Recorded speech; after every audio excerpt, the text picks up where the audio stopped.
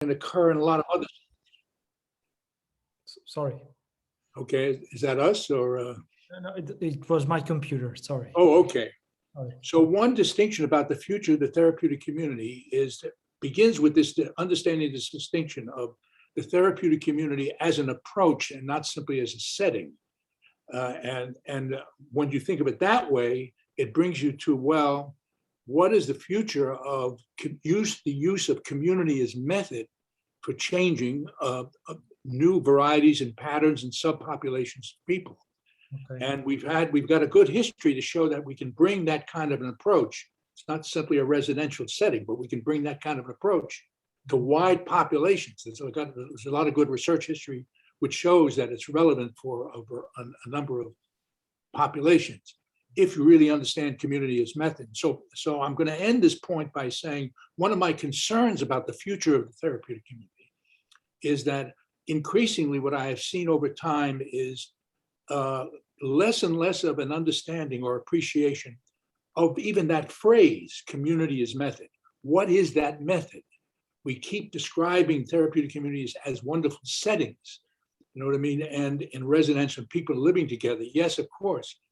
But as I've tried to argue over the years, both through research and through clinical training, there's a distinctive methodology that has to be learned. The residents have to learn it, and any of the staff who work with the residents have to learn that methodology. It's that methodology which produced the good and impressive outcome rates during the 1970s and 80s for serious substance abuses, which drew the attention of certainly in North America and then ultimately around the world, because we had no cure for addictions. And when you began to see long-term recovery rates coming out of therapeutic communities, it's because it was carried out in settings, in therapeutic communities that were largely adhering to community as method, even though it was an early stage of its development. So when we think about the future and we want to understand and appreciate what's the role of therapeutic communities, the first thing is make sure that we really understand therapeutic community as a distinctive method. And not all therapeutic communities practice community as method. I can tell you that. It's one of the reasons I've got some energy around this, you know.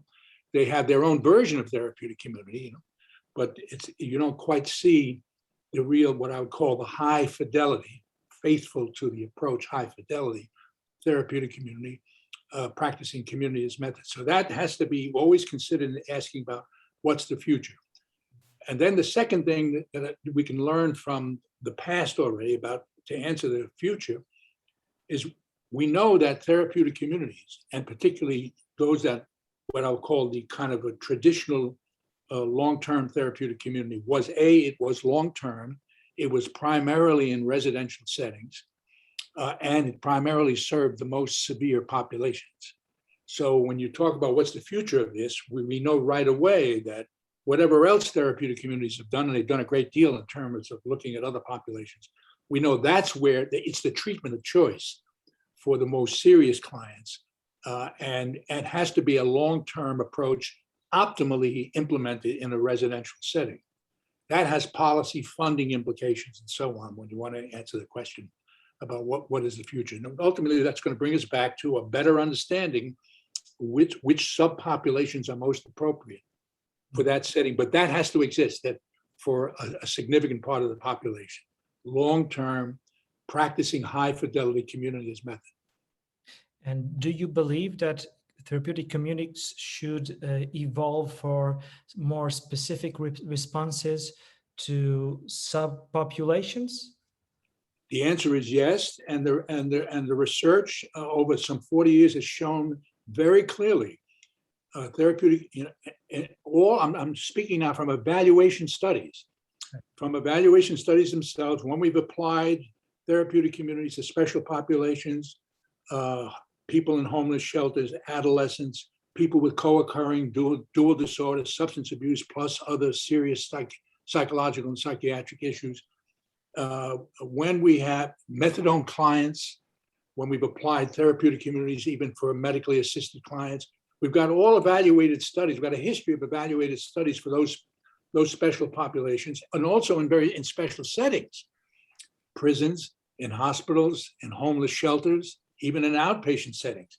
So we've got an empirical literature that says, yes, there's a wide variety of populations that the therapeutic community can be adapted for and modified for, but it can't be successfully done unless everybody who's involved in it really understands the kind of traditional classical approach. You have to learn that one first before you modify it. You can't modify what you don't know. So when we've adapted and modified TCs for these special populations, even less severe clients and so on, it's all based on a good understanding of what community-based method is. Okay. Does that help? I mean, yeah, a lot. I would now have a question for both, actually. Given these behavioral addictions like gambling, gaming, addictions related to porn, internet, social networks, on the severe forms of these kinds of addictions, what would you think would be the adaptations that therapeutic communities should carry in order to adapt, in order to provide a better response, a more effective response to these kind of difficulties and challenges that this kind of patients raises us? well, I'll take a try for that first. I think your question is a very important question, but it needs to be refined in terms of actually each subgroup that we're talking about. If you say serious gambling, that is, you introduce a severity dimension to that. You say this, that means you understand that there's a range of gambling disorder. But if you're talking about a severe form of this particular addiction, whether it's internet addiction or whether it's gambling addiction, once you begin paying attention to the concept of severity, then it implies what are the modifications that are really needed for that. For example, if it's serious gambling disorder, it isn't enough to get the individual to stop gambling. What has to happen for that client is the same thing that has to happen for heroin addicts. Ironically, they have to stop first and then begin to live for a period of time where they're not gambling in probably something like a therapeutic community setting, so they can come to recognize these other characteristics that have to change about them, that it's not simply the gambling, but this issues of delay of gratification, sensation, latent depressions, which essentially give rise to predisposition for stimulations, and so on. So they've got to undergo some cognitive emotional changes after they stop gambling. So that's for the severe gambler. So I would say there's a good application even for a middle and upper middle class severe gambler who doesn't have maybe problems of the social structural problems that some lower class individuals have who need habilitation, not simply rehabilitation. But even for this serious gambler, if its severity is there, they need the opportunity to confront these characteristics in themselves other than their gambling, so they can see the relationship between what their gambling actually gives them in life, what gives all that sensation. We know there's a biological vulnerability in a small subset of all addictions, at least some of the chemical addictions and some of the gambling addictions. We got some biological substrates for that, but that they're overstated in many ways. In the end, the approach always has to be behavioral. You're not changing their brain. That's not going to work. It's going to the behavior that will change the brain. If you get them to change their behavior, their brain will change. So severe gamblers of any addiction have to have the opportunity to essentially stop the behavior, which is the definition of the disorder, but then give themselves the opportunity to see these other characteristics that are associated with that, and it's those characteristics that have to change. Okay, that's on the severity issue. Yeah. Okay. Thank you, Thomas. What about you? What do you think?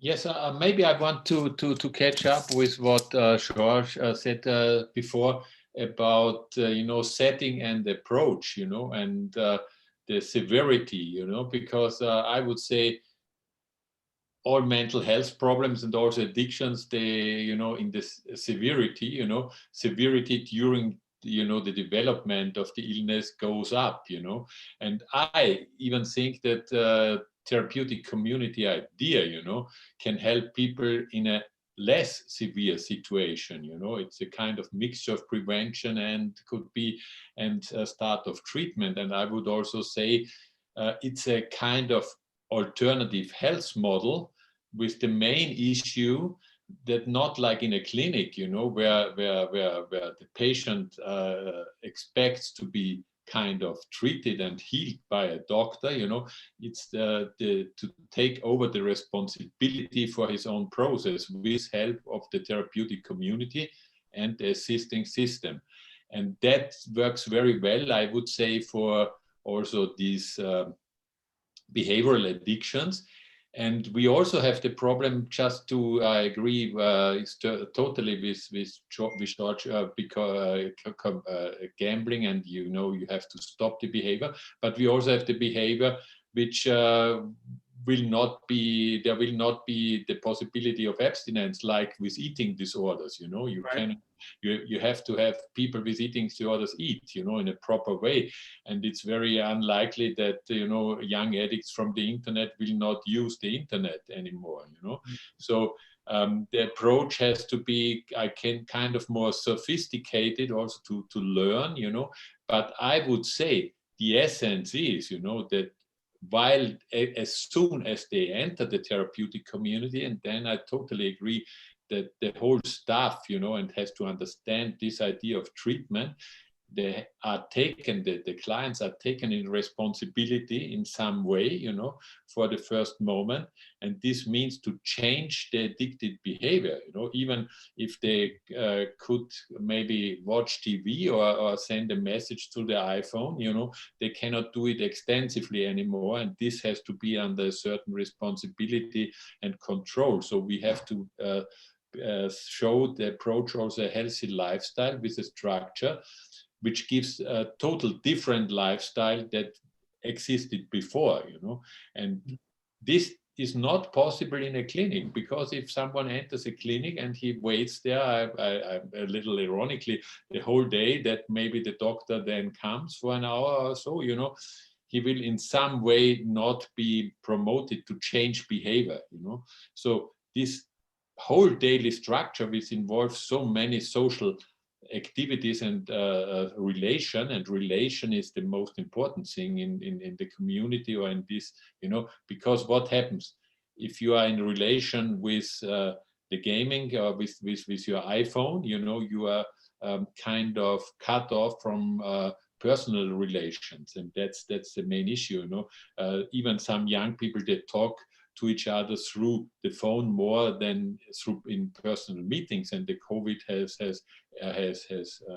put this to an extreme extent even. So the relation which is offered in the group, and not that everyone is in his room, but the group has to be together, has to have a lot of group activities where persons meet and have to be in relation. That's, I think, the best method, or the need also for these behavioral addictions. Mhm. Well, look, I cannot disagree with you that the therapeutic community has a great deal to teach in all of these other subgroups. The reason why I focused on the discussion of severity is that the approach itself, as we understand it for chemical addictions, was able to demonstrate that it was really the only approach that could really produce long-term successful outcomes for severe addicts. And so no other approaches essentially produce that kind of data. When you move to the question of then, you ask the second question, well, what about other addictions? I then reintroduce the concept of severity and saying, there's no doubt, as I talked a few minutes back, that where those other addictions are severe addictions, like in a gambling addiction, we have, or some sexual addictions, we have good evidence to show that the therapeutic community for addictions is relevant for them, because the severity has essentially taken over their lives, and they had to go through a serious change process. The questions I think that you and I are now beginning to clarify is, well, if you get into other addictions and also less severe addictions, what does the therapeutic community have for those subgroups? And yes, there's always good things to teach about that, but the way these teachings get expressed, at least in North America, is programs that I would say are therapeutic community oriented programs. They're not really kind of traditional classical 9 to 12 month therapeutic communities, but they're dealing with maybe some people who have eating disorder and younger people and adolescents. But you need a lot of other input for those clients to assist them. And you borrow some of the key therapeutic strategies, some of the group strategies, some of the house structure strategies.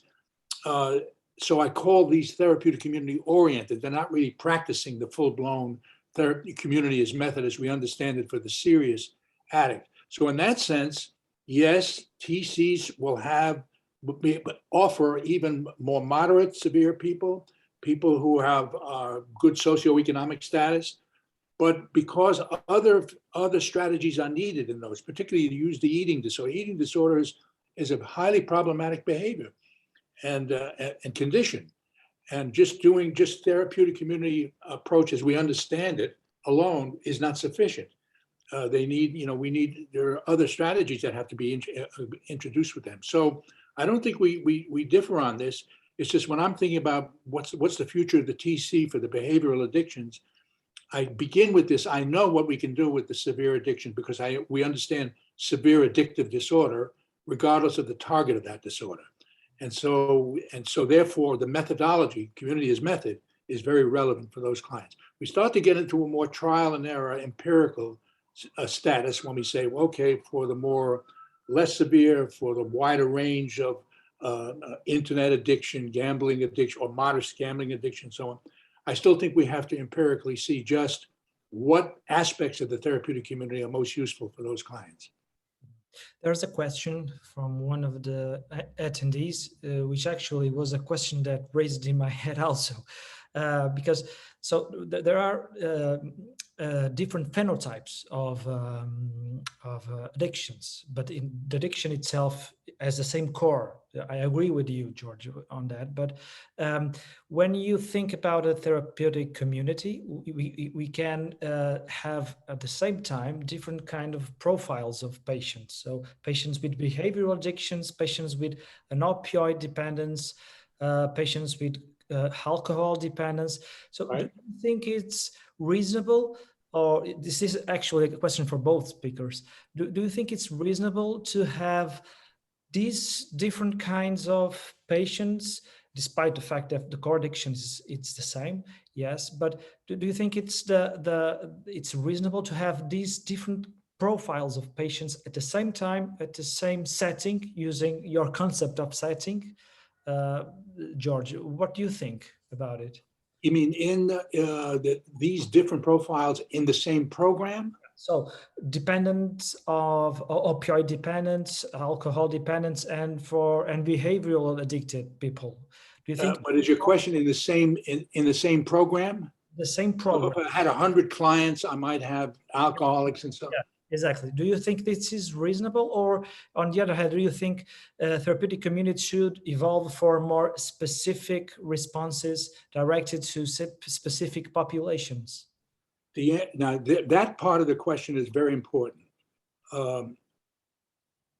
The governing issue in terms of bringing those people together has been severity. It's not, in other words, what they all shared in common is the devastating effects of their addictive behavior. So yes, whether it's heroin, whether it's alcohol, whether it's gambling addiction, whether it's addiction to criminal activity. We've got a lot of success with simply a number of criminals who came to understand a lot of their criminal behavior had to do with many of the characteristics we were talking about, what I call addictive characteristics: delay of gratification, essentially poor tolerance for frustration. If they shared the same pain, the same suffering from their lifestyles, which included addiction, then you're right, you can have them, and we've had them in the same programs. Even though there is a historical problem between primary alcohol abuse and primary heroin abuse, that had difficulties over the years. But in general, what we now know, that's why it's this severity issue. Why? Because the severity issue had to do with ultimately contributing to internal motivation for change. So whether you had an internet addiction, gambling addiction, if it was severe enough, if you suffered enough from it, there were consequences of your addiction. You could put them in the same program and they can begin in groups, they begin sharing, there'll be more similarities than differences, and you can build community as method in that way. So that's actually the kind of technical answer to your question. Where we learned where you can't mix very well is, let's say, very mild new adolescent experimental users who come into a program where there are heroin addicts, you understand, and who are being treated for, we already see, you got differences here. Even though in the early years, you could build even an age-integrated approach for clients, both of whom had similarities in their lifestyle, so they were able to learn from each other. But in general, the best answer that I can conjure up for your question is, you mix, but you have to really be guided by the issue of, are these people essentially committed to the change process? Do they display the similarities in suffering and the consequences of what their behavior has been like? So they now then have a lot more in common than our differences. Okay, thank you, George. What about you, Thomas? What do you think? Yes, I can talk from my experience, because since more than 20 years I have this mixed program, and Good. I agree with and even not only with addictions, I have the integrated programs also for patients with mental health issues. Right. And certainly the severity is an aspect, you know, and you have an advantage.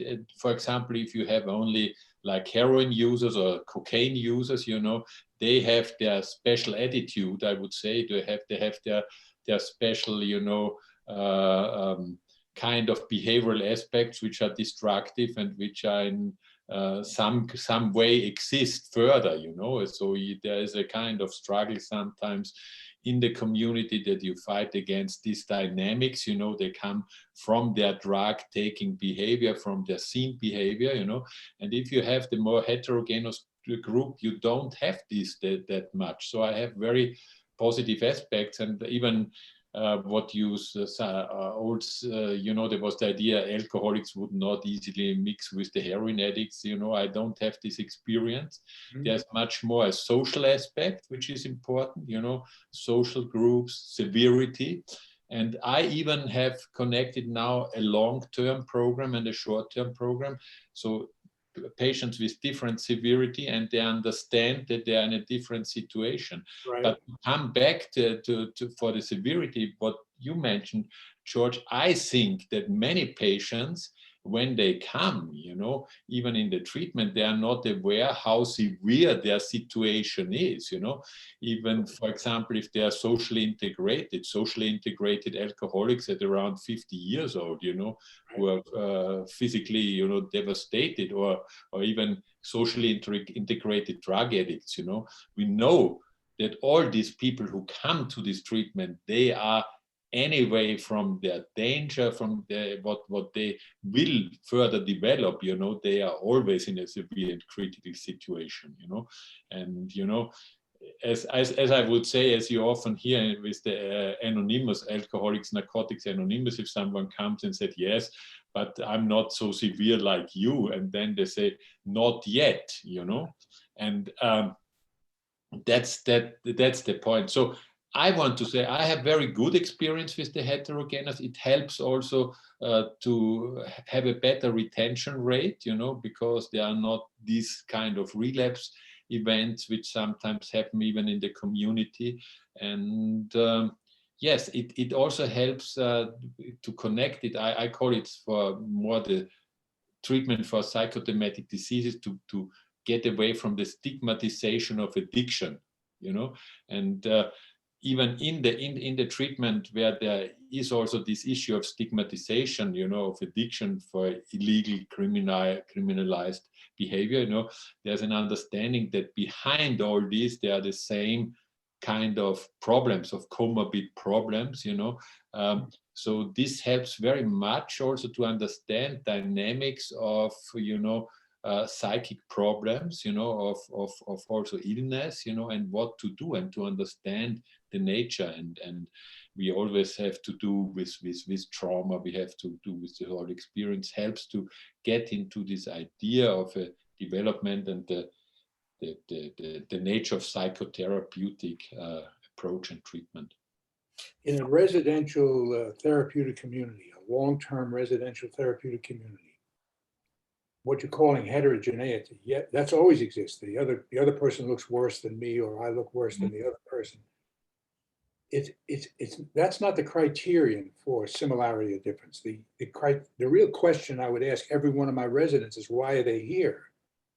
And if there is, at a fundamental level, they have a sense that they need to be there because of the way they have lived, that is essentially the homogenizing factor in that.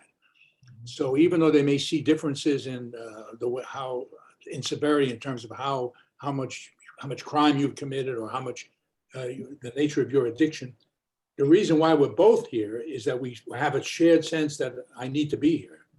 And so once that's there, then you're right. Then you're going to see, you can have success, what you're calling with heterogeneous people. But in planning, programming, and policy, I wouldn't start that way. I would want to say, I want to make sure that a program a therapeutic community program would be launched when most of the people who are there, we know has shared experiences in terms of the suffering in their lives, to launch that program.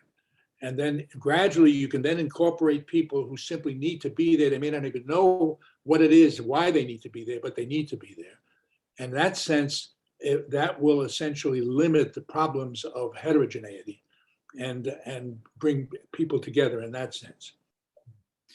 Yeah. There's a question from one of the attendees, changing quite radically the issue, but returning to one point that you talked about a few minutes ago, George, the question is how to implement the method of therapeutic community outside the residential setting. Is it possible? You said non-residential settings. Yeah, non-residential. Yes. Yeah.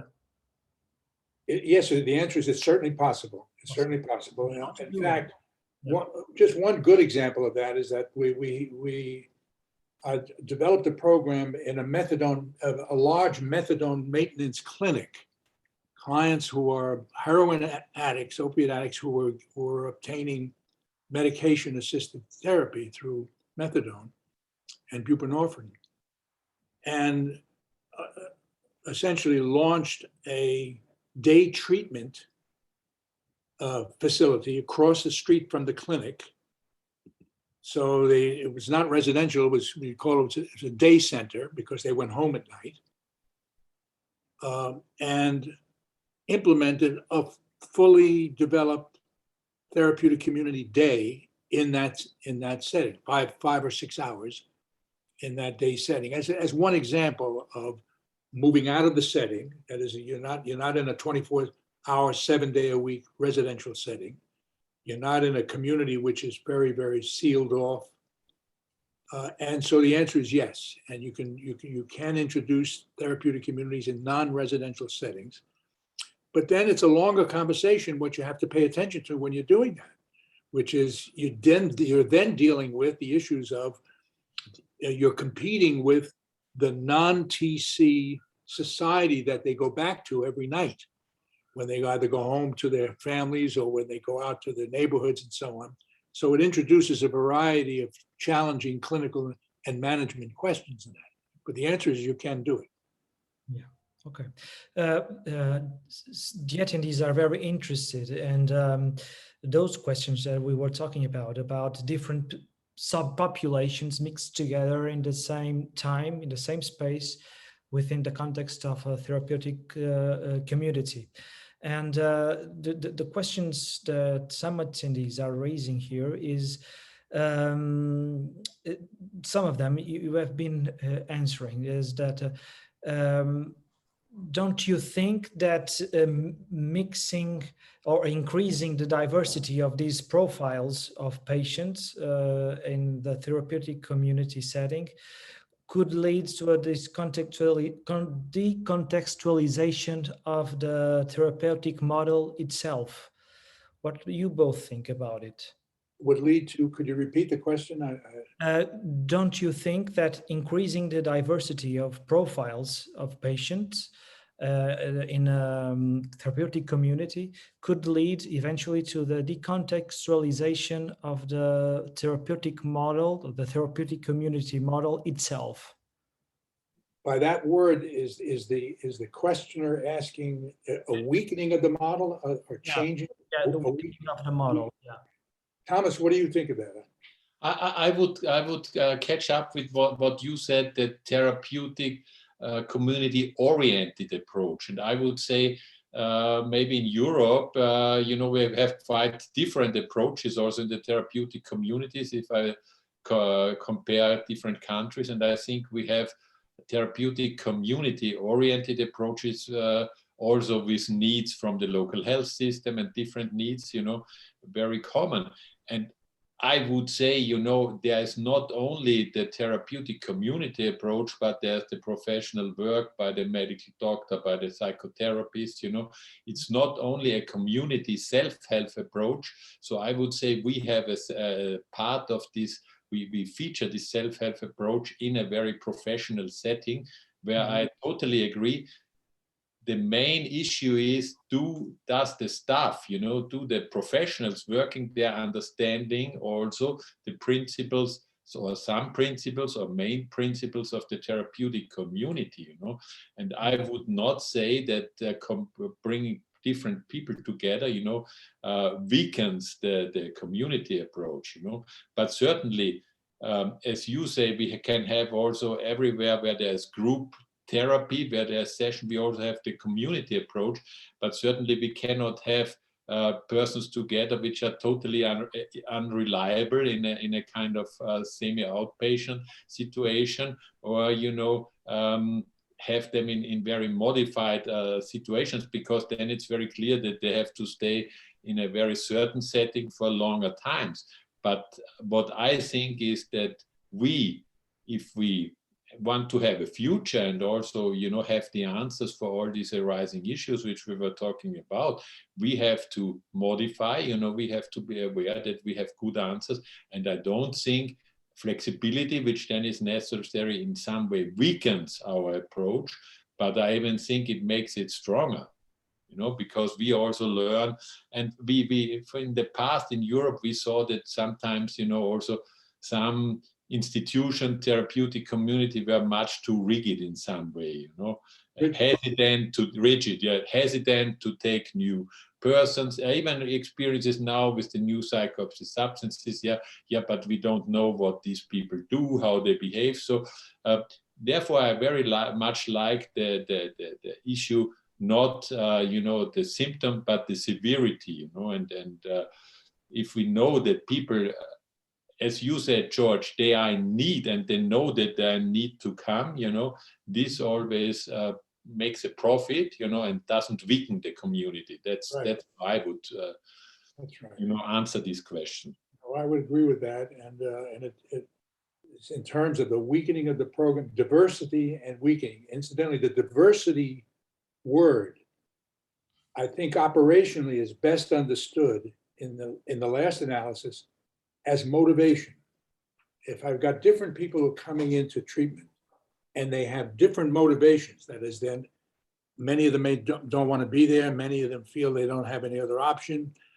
So the key issue that can decontextualize, hadn't heard that word in terms of weakening, but if there is a threat from weakening, it's going to be from a high diversity of motivation. People not being essentially in the same place in terms of why they're there and what they want to get out of being in there. So it's even more than their presenting problem. It's their motivation to change. And so, and use this program to help them change. That's the thing that diversity in the essential profiles is no problem, because the issue is, we're here, we know we have to be here. and we got to make this work. But it becomes a devastating problem when you've got a range of motivational differences. So that will weaken the TC. We saw that particularly in prison therapeutic communities. If the 90 guys that were in that program didn't want to be there, you know what I mean? If they all didn't want to be there, but were there for different reasons, then the program had a great deal of difficulty being effective. What about having patients with dual diagnosis, especially those patients with psychotic disorders? What's your experience of about having these patients mixed with the other kind of patients without mental disorders, or at least with milder forms of mental health problems? Well, we have a considerable literature on that, at least an American literature on that. Is on co-occurring disorders, substance abuse diagnosis plus another axis 1 disorder, which might be schizophrenia or bipolar disorder or major depressive disorder, and another class of co-occurring disorder, which is substance abuse disorder plus axis 2 disorder, personality disorder. Therapeutic communities have been particularly effective with axis 1 substance abuse and personality disorder. They've been able to demonstrate a unique effectiveness with that group. What we learned about the first group of co-occurring, which is axis 1, and then another axis 1 disorder, serious psychiatric disorder, we found that you had to modify the program in a very important way. Most of those clients were on medication, psychotropic medications.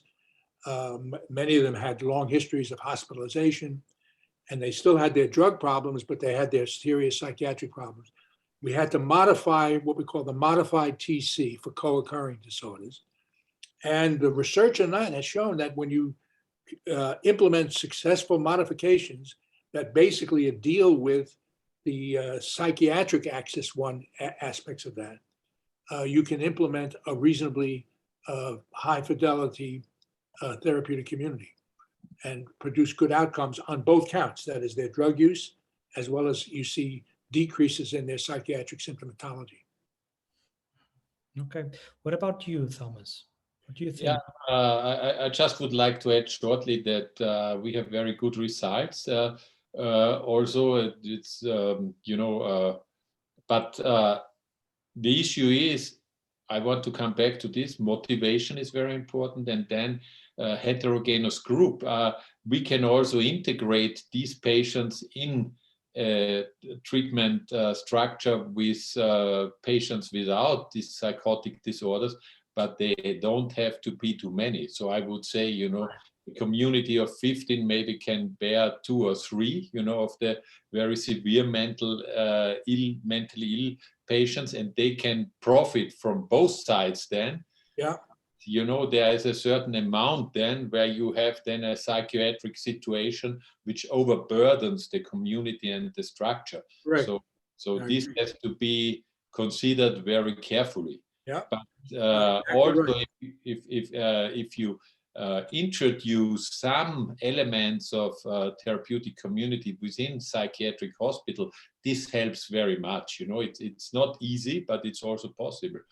But certainly there is a common gain for both groups, even if other patients, maybe psychopathic patients, develop a kind of assistance for psychotic patients, and we see that this works very well, and understanding from both, from this side is sometimes, when you think, this will be difficult, it's not so difficult, it features the structure of mutual helping of the community. Well, I completely agree with you, and that was our history in the early days in Phoenix House, is that if it could tolerate, they all had substance abuse problems, but the community could tolerate maybe 5 to 10% of its clients having serious psychiatric disorder. The community kind of operated as a kind of village with them, and could tolerate without itself being disrupted. But once that percentage increased, as you pointed out, if there were too many of them, then it became too difficult to implement a therapeutic community for substance abuse. That's one of the reasons we developed the special model called therapeutic community for co-occurring disorders, which means a substance abuse problem and an Axis 1 problem. And that program was what we call a modified program, where we began to really deal with how really we deal with the co-occurring side of this.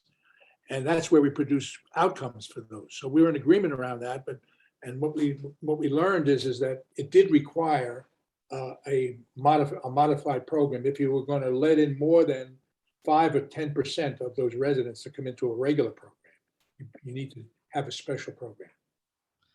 Okay, there's a question here with some provocative tone.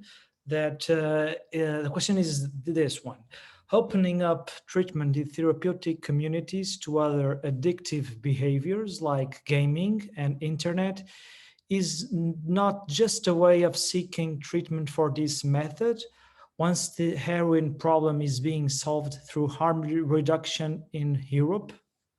What do you think, Thomas? I didn't understand the question quite. It means that the treatment of heroin addict is neglected through the harm reduction, and then the treatment for gambling should be more promoted, or I didn't understand. Yeah, something like that. So isn't this opening up the doors for behavioral addictions? Isn't it in the end just a way of recruiting patients, given the fact that the heroin users here in Europe are being treated, or this opioid problem is being solved, while this opioid problem is being solved with a harm reduction strategy in Europe? In fact, I would say there is no heroin problem in Europe, because the heroin consumption as dose, has very many phases, and most of these patients use substitution drugs, use morphines, retarded morphines, methadone drugs from the substitution side. So we don't have a heroin problem as it existed before, but we have most of these persons having polydrug use, and it's a reality that, but this was always the same, that only a certain degree of these patients, which are not so many much, or not patients of these persons, come to a real, profound recovery treatment. And still, it is not a fact that any of the treatment facilities, have a lack of patients and want to fill up with others. But, we have a kind of, changing phase of addictions in many phases, and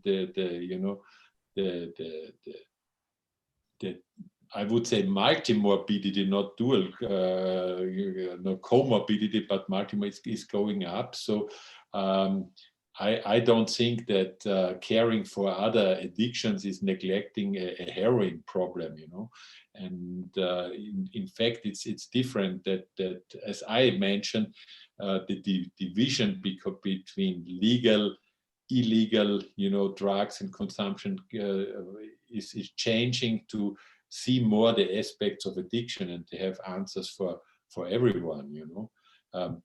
The strategies, about harm reduction, substitutional treatment. This is more a political, it's a political situation in Europe, how to find answers. And I think we need all aspects. And we never will have any lack of addicted or substance addicted patients if we have good programs with the right answers, where the persons coming in feel taken serious and being treated in a good environment. Okay, there's another question for you, Thomas. Thomas spoke of, I'm reading it, Thomas spoke of the need to promote treatment. However, there is a general idea that addictions are no longer a priority in Europe's political and social agenda, putting these needs in a sort of way to be forgotten. maybe because heroin is no longer a problem in Europe, as you said. How do you see this reality? This is very clear that addiction or drug addiction within the European Commission was part of the Direction Générale Justice and Health. So it had a kind of prominent situation. And now there is a change that these issues will be moved more probably to the health agency. And within all the health problems, you know, it certainly will have a less prominent position. And certainly there's always the danger that with involving health issues now with the pandemic, and this happened already, you know, the addiction problems get neglected. I would say it's a reality, but still we have to also mention the European drug strategy, where the importance of treatment, of quality standards is very clear defined, you know. And I think we cannot wait that the policymakers give the importance to the work we do or to the treatment of addiction. We also have to be active ourselves and promote in a good way what we are doing. And I think also the European Monitoring Center in Lisbon is, you know, just also pointing out that treatment, that prevention is important, you know. And so it's I would say it's an ongoing also kind of lobbying, political lobbying, something we don't like so much and which we are maybe not very good in it yet, but it's also something we have to be aware and where we have to involve. Okay, there's one last question, and then I think we could end this webinar. So the question, it's back again to dual diagnosis with psychotic patients. So the question is, what do you think it's your main focus on the treatment of patients with psychotic disorders and addictions? Should it be on psychosis, the main focus, or on the other hand, should it be on the addiction first? What's your perception about this issue? George, start, please. All right. Am I starting on this? Yeah, please. Yeah. Well, look, at least in the North American experience, the view to co-occurring disorders has always been we have a methodology that can deal with addictive behavior and associated characteristics. Some of the things that I've mentioned in terms of the maturation of the individual, tolerance for frustration, learning to be responsible, having obligations, and learning all that through community is a method. So I've always said that where you have co-occurring disorders, the standalone disorder is the addiction. So the methodology is addressed to all of that. Now comes the issue of the question, which is, well, what about the psychotic part of this? And what we have found, what the data shows, is that when you develop therapeutic communities for co-occurring disorders, which means modified therapeutic communities, which are going to function like classical therapeutic communities in terms of the addiction side, that the mental health side often would include other mental health strategies, which is medications and so on.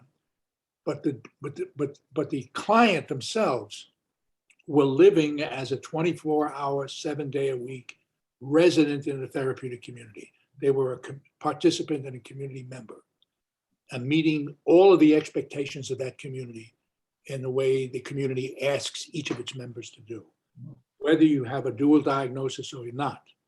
Yeah. And the measurement, the assessment is how well do they tolerate that? How well do they do that? And the data has shown, of course, is that, and this has always been very, very encouraging to me, was not only did they get their substance abuse problem managed, but they began to see, we saw changes in their psychosis. That is, the frequency of any serious psychotic episodes were decreased. medication adherence increased, and the sense of the individual being more effective in life. This is one of the things that stimulated my whole career when I saw if you use the community as method, even though you're focusing on addictive behavior, individuals with dual disorder, if they can integrate into that, you just with some modifications that we can talk about, you see a generalized improvement across the whole individual. So it didn't take special, TCs don't have any special techniques for dealing with psychosis. There's medications that are well established in that. The real issue is they're learning how to live right and manage themselves right. And they still have a lot of the characteristics that the regular addicts have, which is this issue of tolerance for frustration and so on. And once they learn how to live right, you see an overall improvement in their psychiatric status also. Okay. What about you, Thomas? I just would like to add, as psychotic persons sometimes or frequently even, I would say, use also substances for a kind of wrong self-medication. Right. It's very clear that first, always you have to stop this self-medication, you have to stop the substance use, and then you treat the psychosis. And very simply, I would say, as soon as proper medication is there instead of the uncontrolled drug consumption, then it's always the structure that helps. And the structure helps the addict person, but even more, the structure helps the psychotic persons. Psychotic persons takes a lot of profit, and they will see an incredible change, sometimes unbelievable change, as soon as this person is in a good daily structure with some task, with getting up, with being involved in activities, this is something which is very, very helpful for psychosis. Yeah, I agree. That's what I was referring to when I saw those dramatic changes in terms of the therapeutic community as a structure for the individual, what it did for their psychiatric status. I agree. Okay, we are arrived at 30 minutes past 6, so we're on time. I would like to thank you for your presence here in your time, and hope to meet you again in another occasion. Maybe in person again, that would be great. That would be terrific, right? Yeah. That would be terrific. Thank you. For example, yeah. No, I appreciate the opportunity and also being with you, Thomas, on this. It was an enjoyable afternoon for me. Okay. Thank you both. And for me, George and Louis, thank you very much. I enjoyed, and it was a great opportunity to see both of you virtually. Thank you very much for the very interesting afternoon. Both. Goodbye. Good afternoon. Bye. Bye. Bye. Bye.